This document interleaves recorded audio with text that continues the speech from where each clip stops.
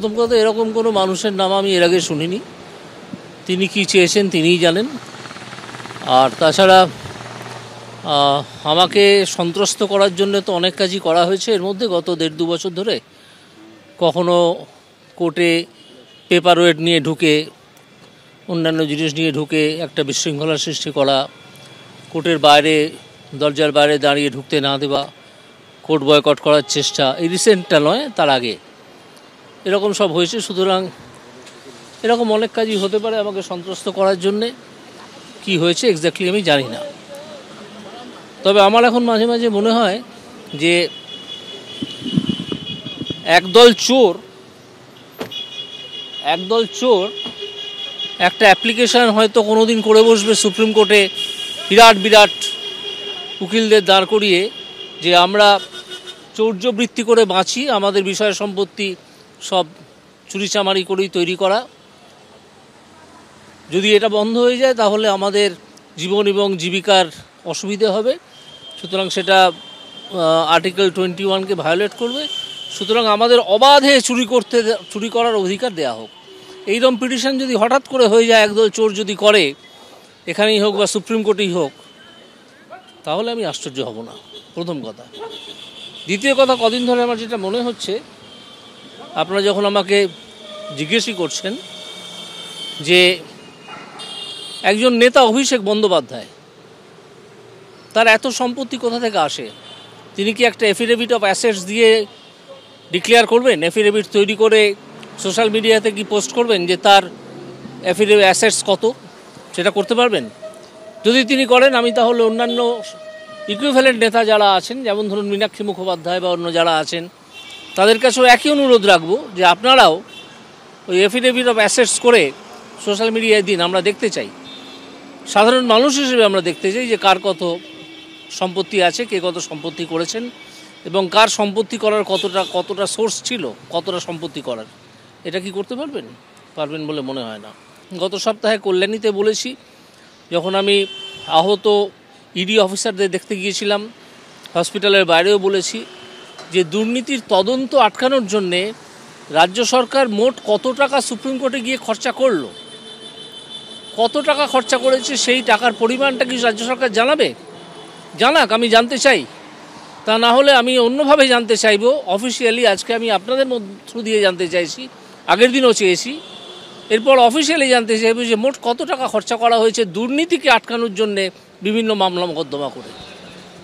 এগুলো জানাক। আমার বিরুদ্ধে সেটি তো লেখাই যেতে পারে, লিখুন না। এরই পাশাপাশি মহামান্য বিচারপতি অমৃতা সিনহার স্বামীকে সিআইডির তলব নিয়েও মুখ খুলেছেন আজকে মহামান্য বিচারপতি অভিজিৎ গঙ্গোপাধ্যায়। তিনি বলছেন যে অমৃতা সিনহার স্বামীর কণ্ঠস্বরে নমুনা সংগ্রহ করার জন্য উঠে পড়ে লেগেছে সিআইডি। এই কথা বলছেন মহামান্য বিচারপতি অভিজিৎ গঙ্গোপাধ্যায়। তিনি বলছেন, মামলা করে থাকলে উনি তো আইনজীবী, উনি কি আসামি? যিনি আসামি তার কণ্ঠস্বরের পরীক্ষা করার চেষ্টা করা হলো না, হাসপাতাল ব্যবহার করে আটকে রাখা হলো। এটা কি ধরনের রাজ্য চলছে? আমরা বুঝতে পারছি সবই, দেখা যাক কতদিন চলে। কালীঘাটের কাকুর প্রসঙ্গ টেনে বিচারপতি অভিজিৎ গঙ্গোপাধ্যায় এই মন্তব্য করেছেন। আমি আরেকবার কথা বলবো আমাদের প্রতিনিধি সৌভিক মজুমদারের সঙ্গে। সৌভিক, এইটা আমি তোমার থেকে জানতে চাইবো, মহামান্য বিচারপতি অমৃতা সিনহার স্বামীর প্রসঙ্গে যে সিআইডির তলব, সেই নিয়ে আজকে কি বললেন মহামান্য বিচারপতি অভিজিৎ গঙ্গোপাধ্যায়? দেখো, মহামান্য বিচারপতি অভিজিৎ গঙ্গোপাধ্যায়ের বক্তব্য হচ্ছে যে অমৃতা সিনহার স্বামীর কণ্ঠস্বরের পরীক্ষা করার চেষ্টা করা হয়েছিল। তিনি কি আসামি? এই প্রশ্ন বিচারপতি অভিজিৎ গঙ্গোপাধ্যায় করেছেন। যিনি আসামি, অর্থাৎ তিনি প্রকারান্তরে বোঝাতে চাইছেন যে কালীঘাটের কাকু, তার কোনো কণ্ঠস্বরের পরীক্ষা নেওয়ার কোন রকম চেষ্টা রাজ্য সরকারের তরফ থেকে করা হয়নি। একটা হাসপাতালকে ব্যবহার করে, তাকে ইউটিলাইজ করে তাকে আটকে রাখার চেষ্টা করা হলো, কিন্তু সেটা আটকে রাখা সম্ভব হলো না। যদি কোনো উকিল বা কোনো আইনজীবী তিনি যদি ওকালতি করে থাকেন, তাহলে তার কণ্ঠস্বরের নমুনা পরীক্ষা করতে হবে কেন? এই প্রশ্ন বিচারপতি অভিজিৎ গঙ্গোপাধ্যায় করেছেন।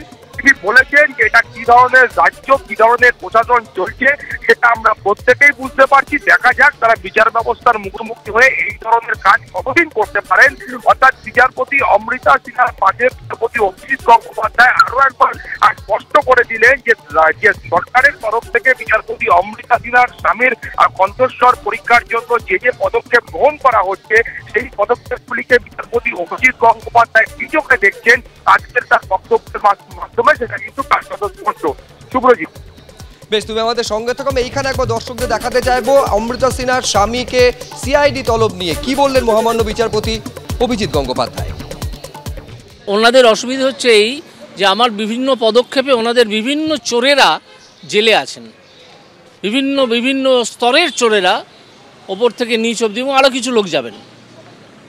সেই জন্য সেটা দিয়ে আর সেটাই রাগ, এছাড়া তো আর অন্য কিছু কারণ আমি খুঁজে পাচ্ছি না। জাস্টিস অমৃতা সিনহার হাজবেন্ডের কণ্ঠস্বরের পরীক্ষা। তিনি কি আসামি? যিনি আসামি তার কণ্ঠস্বরের পরীক্ষার কোনো চেষ্টা রাজ্য সরকার করলো না। একটা হসপিটালকে ব্যবহার করে তাকে আটকে রাখলো, তাও রাখতে পারেনি। অথচ একজন উকিল যদি তিনি ওকালতি করেই থাকেন কারো হয়ে, তার কণ্ঠস্বরের পরীক্ষা চাই কেন? এটা কী ধরনের রাজ্য চলছে, কী ধরনের অ্যাডমিনিস্ট্রেশন আমরা বুঝতে পারছি সকলেই। দেখা যাক কতদিন চলে, কতদিন আইনের মুখোমুখি হয়ে তারা কতদিন এইসব চালাতে পারেন আমরা দেখি।